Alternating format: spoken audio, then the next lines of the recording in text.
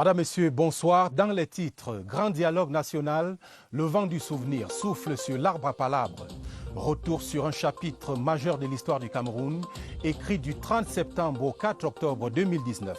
Ibrahim Chérif, le directeur central du Pôle TV, est avec moi dans ce studio. Mémoire d'éditorialiste, dès l'attaque du 20h30.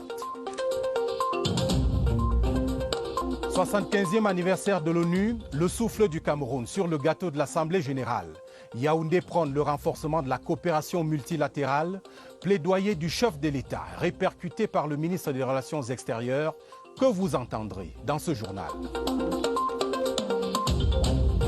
Destination Cameroun, l'invitation au voyage malgré la pandémie.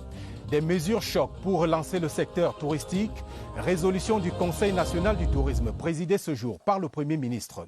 Voilà pour les titres, un geste barrière et un message avant les détails.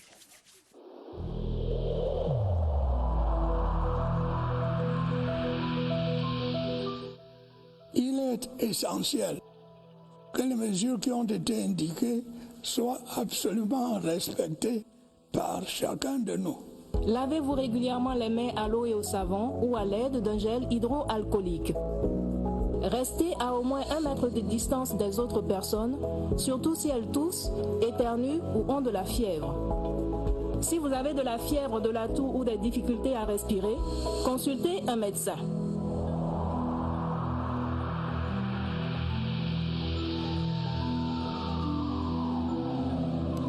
C'était donc le 30 septembre l'an dernier que s'est ouvert le grand dialogue national instruit par le président de la République, Paul Biya. Cérémonie ouverte au Palais des Congrès par le Premier ministre Joseph Dion Ngouté. Revivons les émotions de cette évocation de Sévérin Alégambélé. Il y a un an, jour pour jour, tout ce que le Cameroun compte comme élite, éminence grise, s'est retrouvé au Palais des Congrès de Yaoundé, paré de ses plus beaux atours pour répondre à l'appel du président de la République. Homme d'église, élite administrative, autorité morale, acteurs politiques, tout y était. Et même ceux qui, parmi les combattants, ont décidé en conscience de déposer les armes. La petite curiosité du jour. Au pas alerte, on identifie la détermination des délégués à faire œuvre utile. Nous devons être sérieux, nous devons être honnêtes, nous devons être sincères, nous devons savoir nous pardonner les uns les autres. Il est temps que l'on retrouve la paix. Nous sommes contents que le gouvernement de la République nous ait invités à assister à ce dialogue. Et vraiment c'est touchant. Dès l'entame de la cérémonie protocolaire d'ouverture, présidée par le Premier ministre chef du gouvernement, les autorités religieuses donnent le ton par un ensemble de prières. Les orateurs qui se succèdent au pupitre ont un dénominateur commun, l'appel à un climat d'apaisement social généralisé, au patriotisme et à la responsabilité tout au long des débats. Les participants sont invités à mettre de côté les différences et les appartenances politiques. En fonction de la thématique structurée, il se dessine un chemin d'ensemble, des débats qui vont par la suite se dérouler dans les 8 commissions. Sans détour, on parle des formes d'organisation de l'État, la décentralisation, la fédération, la confédération, tout cela revient dans l'orientation des échanges. Et tout le monde a parlé en toute franchise, tout le monde qui a pris la parole a parlé en toute franchise, et tout le monde disait ce qui était dans son cœur. Le cadre du dialogue reprécisé au sortir de la cérémonie d'ouverture, on était fixé sur la suite des travaux. À l'issue des travaux, vous vous en souvenez, le chef de l'État, dans une sortie Android, avait tweeté sur sa page officielle pour féliciter les Camerounais. Pour Paul Biya, le grand dialogue avait permis de réaffirmer l'attachement à la paix, à la concorde et à l'unité, ainsi qu'au progrès du Cameroun. Le même tweet promettait un examen attentif et diligent des recommandations en vue de leur mise en œuvre. Je vous propose à présent d'entendre de nouveau le Premier ministre, chef du gouvernement, Chief Dr Joseph Dion Ngouté, donner son appréciation après 4 jours de travaux. Discours de clôture sélectionné dans cet extrait de Sévérin Alégambélé. Tout au long de nos travaux, les échanges ont été très denses, vifs et même parfois passionnés. À n'en point douter, ils ont également été le révélateur de l'enthousiasme avec lequel le peuple camerounais, ici largement représenté, a accueilli la décision du chef de l'État d'organiser le grand dialogue national. La vitalité de ces échanges traduit aussi le sens élevé de la mesure de la responsabilité historique dont chaque participant s'est senti investi dans la recherche des solutions élaborées aux défis actuels qui nous interpellent. Présent sur ce qui a changé après le grand dialogue national, de quoi s'agit-il? Il est question de ces recommandations dont la mise en œuvre est effective. Par exemple, l'entrée en vigueur du Code général des collectivités territoriales décentralisées ou même l'effectivité de la loi sur la promotion du bilinguisme. Éric Benjamin Lamère.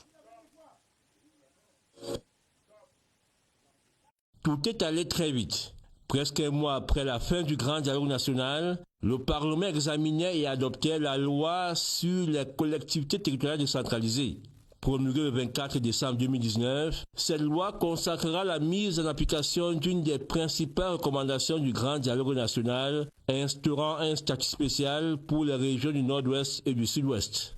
Une loi ayant par ailleurs acté la disparition des délégués du gouvernement et l'avènement des maires élus dans les plus grandes villes du pays. Les élections régionales du 6 décembre prochain viendront parachever ce processus de décentralisation et donnera du contenu au statut spécial avec la réapparition de la House of Chiefs dans les assemblées régionales du Nord-Ouest et du Sud-Ouest. Dans la même foulée, une loi sur la promotion des langues officielles est adoptée et promulguée, autre résultante des résolutions du grand dialogue national. De sources officielles, l'implémentation des autres résolutions de ce grand moment de la vie nationale est dans le pipe et devrait contribuer à ramener tous les fils de la nation autour d'un projet commun, le développement du Cameroun. Et je viens d'être rejoint pour compléter donc ce tableau avec donc l'évaluation des retombées du grand dialogue national. Je viens d'être rejoint par Ibrahim Chérif, éditorialiste, directeur central du pôle TV ici à la CRTV. Ibrahim Chérif, bonsoir. Bonsoir Romuald. Nous sommes le 30 septembre et autant le dire, un an jour pour jour après ce grand dialogue national. Que peut-on dire de la mise en œuvre de ces recommandations? Souvenons-nous, immédiatement après la clôture des travaux du Grand Dialogue National le 4 octobre, le président Paul Biya, initiateur de la rencontre, faisait un tweet que vous avez montré tout à l'heure, Romuald, dans lequel il s'engageait à mettre en œuvre les recommandations du Grand Dialogue National en tenant compte de leur opportunité et de leur faisabilité, mais aussi des capacités de notre pays. Ce qui pouvait être fait sans autre forme de procès a été fait, à l'exemple de la libération des personnes détenues dans le cadre de la crise dans le nord-ouest et le sud-ouest. Le Parlement a été convoqué en session extraordinaire pour adopter un texte majeur dans la réponse de l'État central aux revendications des populations du nord-ouest et du sud-ouest. Le Code général des collectivités territoriales décentralisées qui ouvre ainsi la voie à un statut spécial octroyé aux deux régions.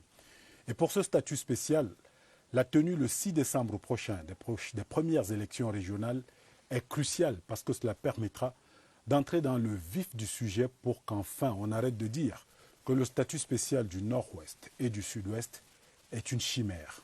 Autre point important dans le processus de résolution du conflit dans le nord-ouest et le sud-ouest, le plan présidentiel de reconstruction et de développement des deux régions. Il est mis en place, son équipe dirigeante est là, coordonnée par Paul Tasson, le ministre délégué auprès du ministre de l'économie. Il est bon à savoir que sur le court terme, 90 milliards de francs CFA, pas moins, sont mis à disposition par l'État et les bailleurs de fonds pour reconstruire ce qui a été détruit par les sécessionnistes. Écoles, hôpitaux, habitations, routes et autres infrastructures. Sur le long terme, plus de 2000 milliards de francs CFA seront mobilisés pour la réalisation de certains projets structurants. Barrages hydroélectriques, ports en eau profonde, développement de l'agro-industrie et autres. Vous le voyez, en une année, les avancées sont réelles, bien qu'il reste encore beaucoup à faire. En effet, 3 à 4 années de destruction et de violation ne s'effacent pas d'un trait de crayon.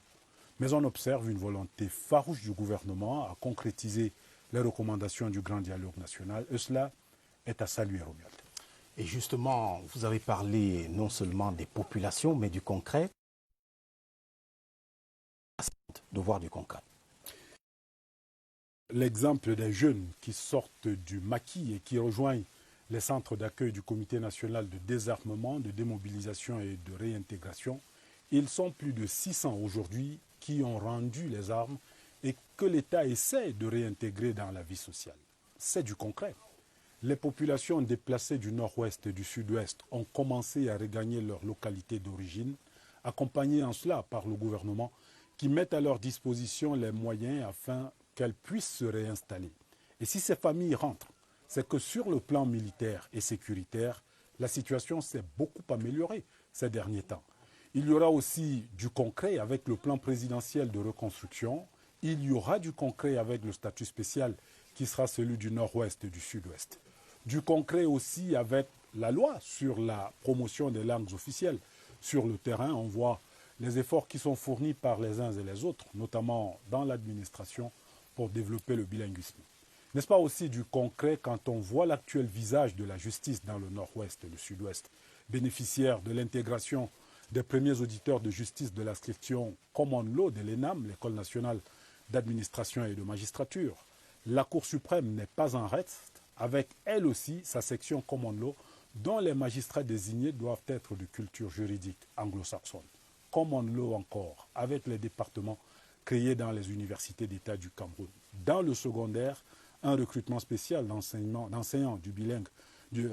bilingues a été mis en œuvre, alors que la Commission nationale pour la promotion du bilinguisme et du multiculturalisme a été créée afin d'examiner en profondeur l'ensemble des sources de frustration des ressortissants du nord-ouest et du sud-ouest.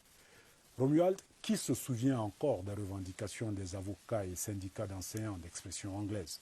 C'était il y a 4 ans, à l'aube de ce qui va devenir la crise sociopolitique et sécuritaire dans le nord-ouest et le sud-ouest. En tout cas, c'est une question rhétorique que je ne m'hasarderai pas à répondre. Mais dites-moi, Ibrahim Chérif, pour repartir à la source de tout ce que vous venez de dire, aujourd'hui, tout le monde s'accorde à croire que le déclencheur, c'était le message du chef de l'État. Vous savez, ce fameux message du 10 septembre. Nous étions au plus fort de la crise et la parole du président était attendue, demandée, voire exigée par certains. Eh bien, le chef de l'État va s'adresser à la nation ce 10 septembre 2019-là avec la conviction que dans le cadre de la Constitution, les Camerounais peuvent se retrouver pour examiner les voies et moyens de répondre aux aspirations profondes des populations du nord-ouest et du sud-ouest, mais aussi de toutes les autres composantes de la nation. Ainsi naquit le grand dialogue national, dont les retombées sont célébrées ce jour. Certes, beaucoup de chemin reste à parcourir, mais avouons-le, le Cameroun est sur la bonne voie, la voie du dialogue pour réconcilier ses enfants. Et on le sait, Paul Biya a toujours eu pour credo la concertation et le dialogue pour résoudre les problèmes qui se posent à notre pays. Merci Ibrahim Chérif. Je rappelle que vous êtes éditorialiste, directeur central du Pôle TV, ici à la CRTV. Je vous en prie. Et pour continuer cette séquence inattendue de la rencontre qui était donc la confession émouvante de plusieurs ex-combattants, ils ont ouvertement regretté les travers d'une vie de séparatistes avant d'appeler au pardon. Émotion donc dans cet élément de Oswald Medong. Leur seule présence au grand dialogue national a fait des ex-sécessionnistes les vedettes incontestées de la grand-messe nationale. Des repentis venus confesser devant la nation tout entière une mise en déroute orchestrée. Paix, travail, patrie. Le premier mot, c'est la paix, car la paix est très importante. Tout se construit avec la paix. Nous devons ramener la paix au Cameroun. Notre hymne national dit que nous allons gagner grâce au dur labeur, en amour et dans la paix. Il est temps de travailler dur, de s'aimer. Le troisième jour, une rumeur persistante envahit le palais des congrès. De nouveaux séparatistes sont annoncés au grand dialogue national. Ils seront effectivement là. Parmi eux, 5 des plus virulents du mouvement. Mettons tout ceci derrière nous et travaillons pour la paix. Voyons comment ramener la paix dans notre pays. Je suis un combattant. Ceux qui connaissent mon territoire savent combien j'ai excellé dans mon domaine. Je suis un combattant. Certaines personnes m'ont amené à devenir qui je suis, mais il est temps de se dire que tout ceci ne fait du bien à aucun d'entre nous. La participation des sécessionnistes repentis a été un véritable pied de nez à une certaine presse qui avait prédit leur absence à la rencontre de Yaoundé. Sur le terrain de la crise dans le nord-ouest et le sud-ouest, les activités socio-économiques reprennent progressivement. Le train de l'école siffle avant la rentrée de lundi prochain. Bref, les deux régions avancent vers de meilleurs lendemains, comme le souhaitent tous les Camerounais. Marie-Laurence Key. Un an après la tenue du Grand Dialogue national, un grand pas est franchi dans les régions du nord-ouest et du sud-ouest. Les villes reprennent progressivement leur cours normal. Œuvre quotidienne des autorités administratives, aujourd'hui, les résultats sont perceptibles. Sur le plan social, plusieurs élèves ont obtenu leur examen national scolaire. C'est sur cette note d'encouragement que plusieurs familles préparent la rentrée scolaire du 5 octobre prochain. J'ai commencé à préparer la rentrée depuis la fin de l'année scolaire précédente. Le défi sécuritaire reste présent. Toutefois, la folie des insurgés a été considérablement réduite. Le taux de criminalité a radicalement été réduit sur la place de Bamenda. La brise réalisée a permis la réouverture des unités agro-industrielles. C'est le cas du complexe agro-industriel Cameroun Development Corporation CDC dans le sud-ouest. Un plan de relance de 29 milliards de francs CFA est en début d'exécution. Le plan présidentiel de reconstruction et de développement des régions du nord-ouest et du sud-ouest offre des perspectives d'expérience. Parole à présent à quelques acteurs de premier plan, camerounais de la diaspora et ceux résidant au pays, étaient membres des commissions du Grand Dialogue national. Certains, approchés par la CRTV, se frottent carrément les mains face aux retombées des travaux un an après. Ils s'expriment dans ce reportage d'Augustin Guizana. Ils étaient au palais des congrès de Yaoundé et ont pendant 5 jours posé les jalons d'un Cameroun nouveau. C'était à travers le Grand Dialogue national, tenu du 30 septembre au 4 octobre 2019. Cela a servi quand même à équiper une bonne partie de régions du nord-ouest et du sud-ouest. Je parle de reconstruction par-ci, par-là. Ça, c'est en parallèle par rapport aux revendications politiques de base. 12 mois après, comme acquis, certains participants brandissent le statut spécial des régions du nord-ouest et du sud-ouest. Les recommandations que nous avons faites dans notre commission sont entièrement implémentées parce que à l'ENAM, il y a d'abord la section Common Law et même jusqu'à la Cour suprême. Les revendications corporatistes de novembre 2016 ont aussi porté des fruits. Que ce soit dans le nord-ouest ou dans le sud-ouest, c'est le common law qui sera pratiqué. En général, les lignes ont bougé dans le parachèvement de l'architecture institutionnelle et les mécanismes visant à impliquer la diaspora camerounaise dans les affaires de la nation ont constitué des avancées significatives. Même l'administration qui est censée être au devant de l'application de la loi ne l'applique pas encore. Le pan de la diaspora qui traîne un peu de pied, mais ce n'est pas très grave, avec la question de la double nationalité qui, de mon point de vue, sera tôt ou tard adoptée. Mais plusieurs de ces recommandations ne sont pas encore implémentées et devront l'être le plus tôt possible, suggèrent certains participants au Grand Dialogue national. Et les souvenirs du Grand Dialogue national restent justement présents dans la mémoire de nombreux Camerounais. Illustration à Yaoundé, la capitale, où certains rencontrés par nos équipes en parlent encore avec émotion, comme si c'était hier. Rodrigue Bertrand Toueno.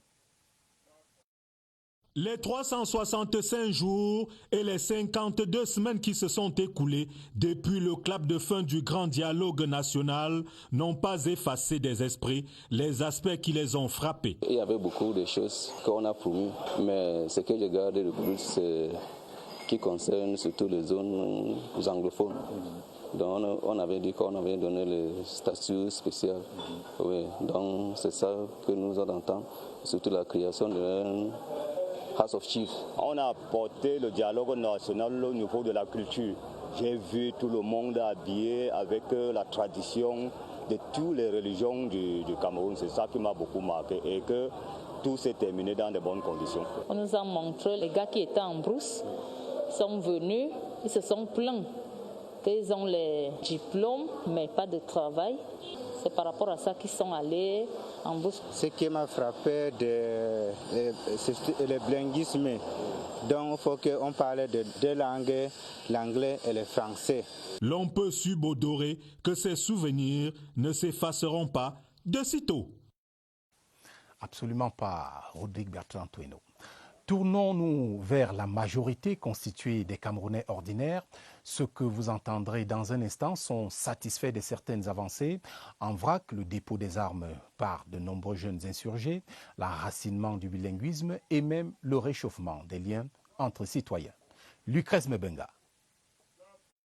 La constitution camerounaise dit de nos langues officielles qu'elles sont d'égale valeur. Mais il a fallu attendre les propositions du grand dialogue national pour que les Camerounais ordinaires fassent leur ces dispositions légales. La pratique du bilinguisme est réelle dans nos différents services. Avant, une certaine mentalité repulsait certaines catégories de personnes anglophones. Bon, maintenant, nous acceptons des gens. Même moi, je me suis mis à parler anglais. Là où quand je reviens dans un bureau, je trouve un anglophone. Je m'exprime en anglais. En clair, le grand dialogue national a réveillé les consciences. L'unité maintenant est vraiment intense. On ne peut pas se mentir nous-mêmes et dire que rien n'a changé. À peine les régionales annoncées qu'on se prend à rêver de l'après 6 décembre. Le statut spécial de ces deux zones. Autre motif de satisfaction, le drapeau blanc que des dizaines de jeunes ont agité après la création des centres de désarmement, de démobilisation et de réinsertion. Après le grand dialogue, il y a beaucoup de nos frères qui ont déposé les armes. C'est déjà un bon signe. Et c'est ce credo de paix qui pour beaucoup constitue le bémol de la partition du grand dialogue national dans sa mise en œuvre. Nous voudrons voir citer d'abord le problème anglophone a été résolu. En mode de clos chaque jour, c'est pas bien. Impossible n'est pas camerounais. L'Organisation des Nations Unies célèbre son 75e anniversaire et pour la première fois dans l'histoire, la semaine de haut niveau se déroule en l'absence physique des grands de ce monde, d'où la tenue du débat général en visioconférence. La vision du chef de l'État a par conséquent été déroulée en visioconférence par le ministre des Relations extérieures.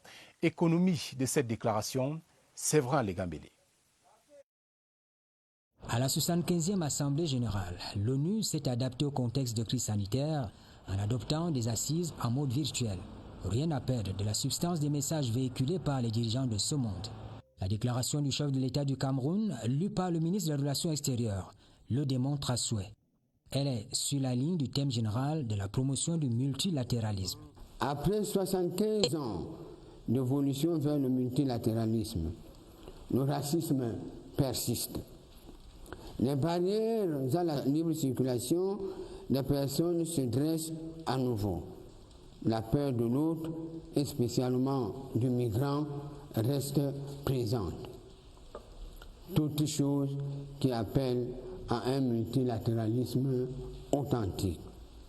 Au-delà des questions d'intérêt commun aux différentes nations, le message du chef de l'État met l'accent sur les questions de politique intérieure. Le gouvernement de mon pays, privilégiant la concertation, il a organisé avec succès un grand dialogue national en vue de traiter, entre autres, les causes profondes de la crise dans les régions du Nord-Ouest et du Sud-Ouest, afin d'y apporter des solutions appropriées. Le Cameroun est pour la revitalisation de l'Assemblée générale qui devra s'accompagner de la réforme du Conseil de sécurité engagée depuis plusieurs années. Et sur ce plan-là, l'Afrique attend de tous ses partenaires une solidarité agissante qui se traduirait par l'octroi de 2 sièges permanents avec tous les droits associés et de 2 sièges non permanents pour réparer l'injustice historique sur laquelle tout le monde semble aujourd'hui s'accorder.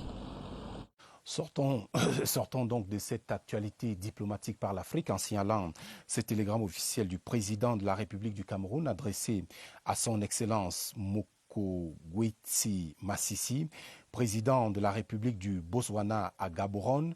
C'est à l'occasion de la célébration de la fête nationale de ce pays ce 30 septembre. Exonération fiscale, ouverture des lignes de crédit et adaptation des activités touristiques au contexte sanitaire et économique. Voilà quelques mesures préconisées par le Conseil national du tourisme. Ces membres étaient réunis autour du Premier ministre ce mercredi à l'immeuble Étoile. Laurentine Bokono.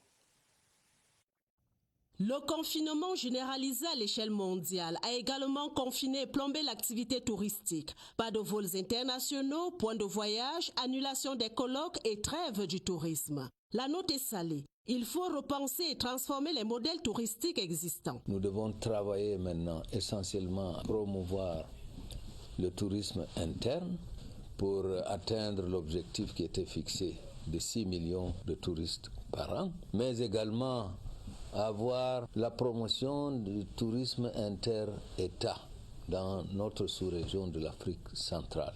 S'agissant des mesures d'accompagnement consignées dans le plan de riposte du gouvernement contre le Covid-19, le ministre des Finances, Louis-Paul Motaza, a présenté quelques lignes directrices en phase de finalisation.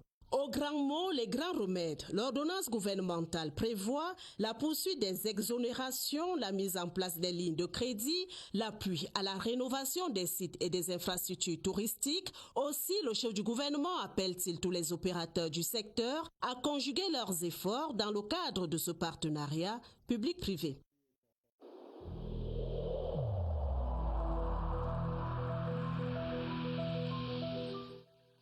Le port du masque dans l'espace public restera obligatoire jusqu'à nouvel ordre.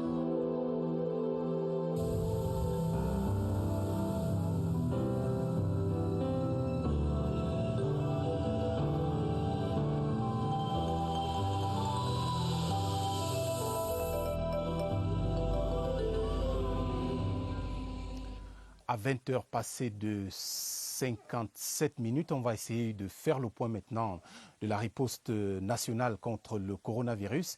Direction donc le centre des opérations d'urgence de santé où se trouve Évariste Eyenga en compagnie de son invité. Évariste, bonsoir. Le point de presse quotidien vient tout juste de s'achever. Quelles sont les nouvelles du jour ?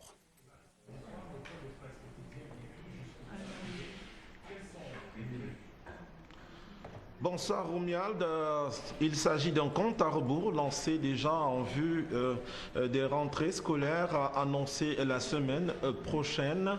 Donc les autorités sanitaires continuent de prendre les dispositions en rapport avec cette rentrée scolaire. Ce soir, on a parlé des enfants qui méritent une attention particulière et les personnes interpellées pour cette attention sont les parents, les personnels enseignants qui doivent être attentifs aux signes d'appel de l'infection marquée généralement par une température très élevée allant au-delà de 38 degrés Celsius, une gêne respiratoire, la diarrhée également entre autres. Aussitôt que ces symptômes se manifestent, il faut saisir les autorités sanitaires les plus proches. Mais ce mercredi est bien jour de la gynécologie tel que dédié. Le professeur Mbou est notre invité ce soir. Bonsoir professeur. Bonsoir.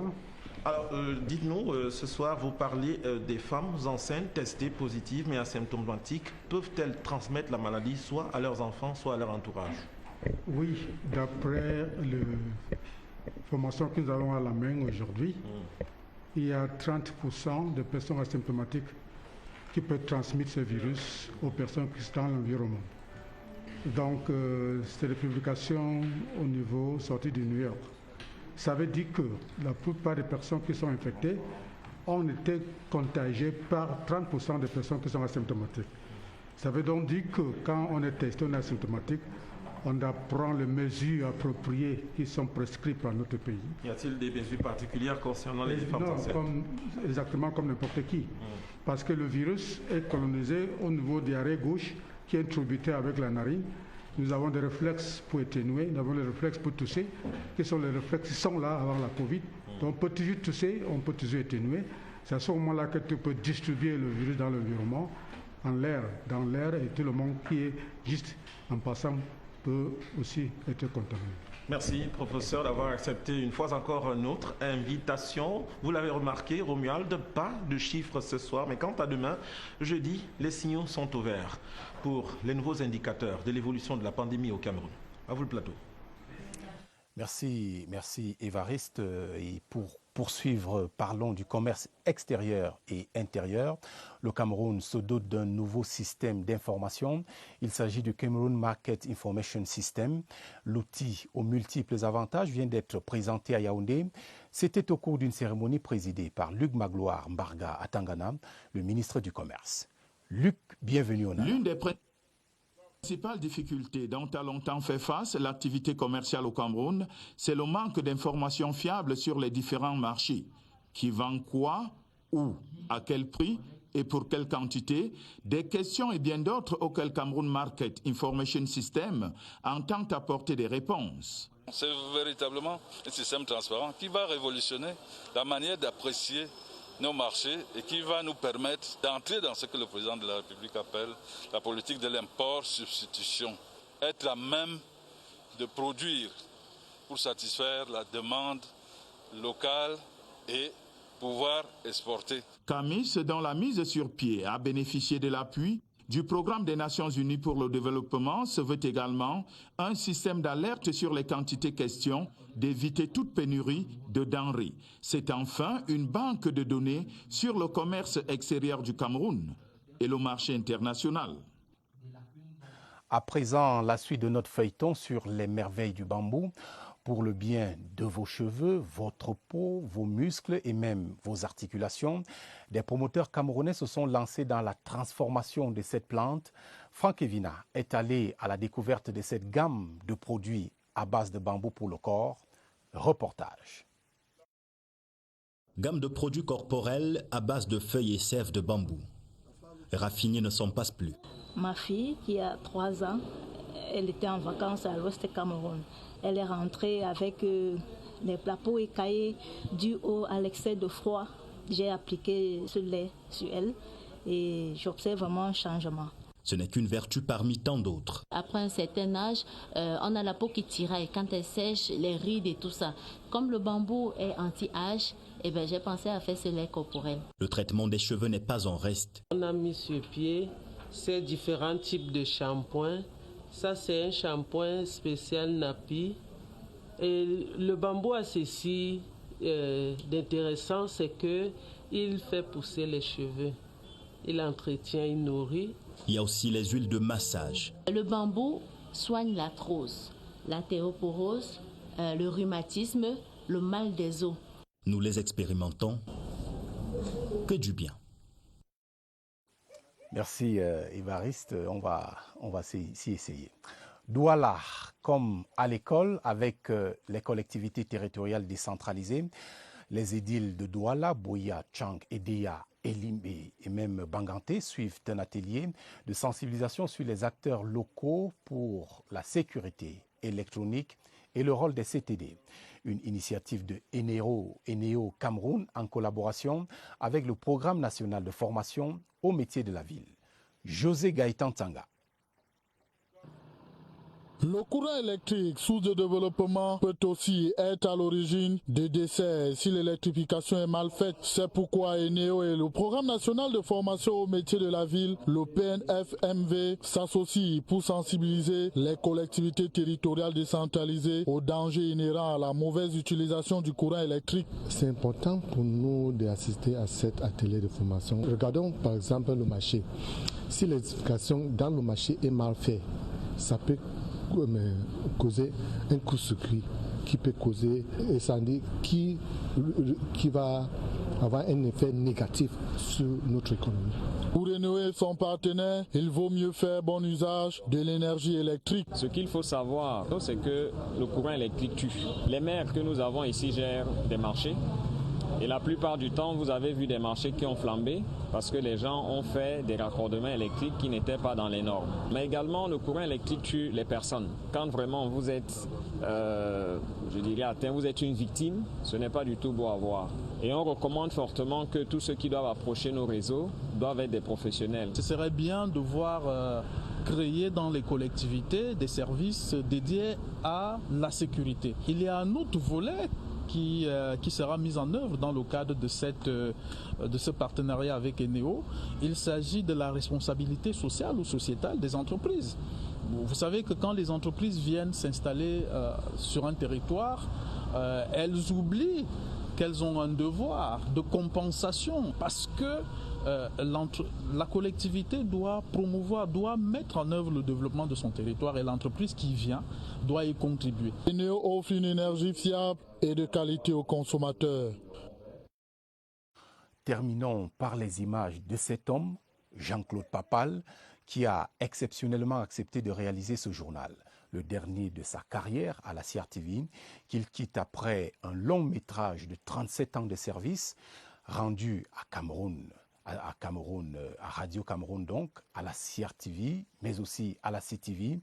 Il s'en va à la retraite. Tous les hommages du 20h30 à ce document vivant de l'audiovisuel qui a signé les plus grandes productions politiques et les magazines célèbres comme Actualité Hebdo. JCP, merci. Ce n'est pas un générique de fin, mais un sonal de transition vers d'autres réalisations. Ainsi va le Cameroun. Pour être un peu plus complet par rapport à Jean-Claude Papal, rendez-vous après ce journal pour 26 minutes sur ce réalisateur d'exception. Merci de votre fidélité et bonne soirée sur votre chaîne, la CRTV. La télévision, c'est ici. Bonsoir.